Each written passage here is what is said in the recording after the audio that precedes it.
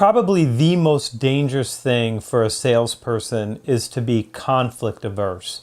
And what it means to be conflict averse means that you want to avoid difficult conversations, and you might consider yourself a people pleaser or someone who tries to avoid conflict. But the challenge in sales is that it comes with some degree of conflict. And I don't mean to make this sound like it's more than it is, but it does come with conflict because when you make that first call, your prospective client is going to say no to you. And because they say no, you have to try to resolve their concern.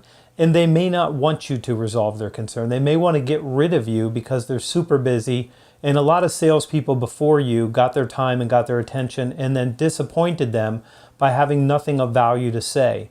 So you're going to get pushback as soon as you ask for a meeting, and it's reflexive on the client's part. And it has to be reflexive on your part to try to resolve that concern and to stay engaged. But if you're conflict averse, what you'll do is you'll withdraw from that conversation.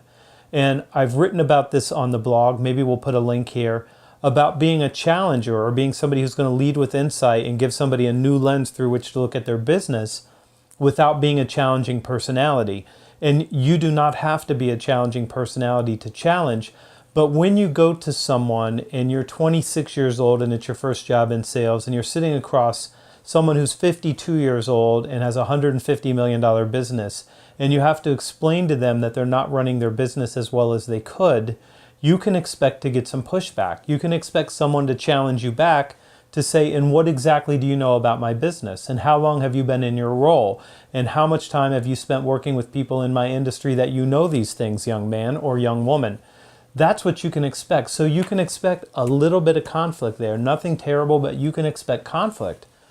And later on in the sales process, when you have to ask people to do things they don't want to do, like bring in other stakeholders, when they're afraid of bringing in the stakeholder because it's going to mean it complicates their life, or they're going to end up bringing obstacles into the conversation and then having to mitigate the challenge they have, you're going to have conflict about resolving that concern and asking again to please bring in the IT department, because if we leave them out any longer, when they find out how far down this path we are, we're going to get even more resistance, and we're probably going to end up with a bigger challenge than we need to.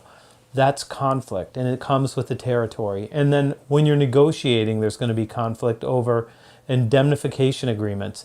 And you can absolutely expect to have your first price rejected and somebody to tell you to sharpen your pencil.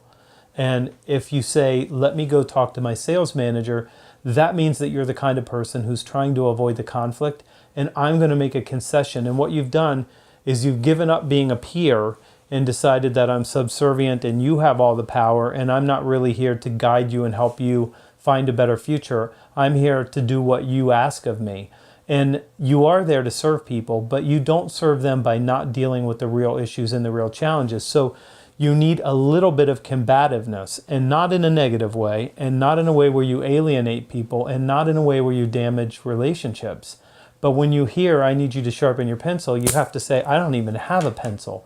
What I could do for you, though, is create greater value.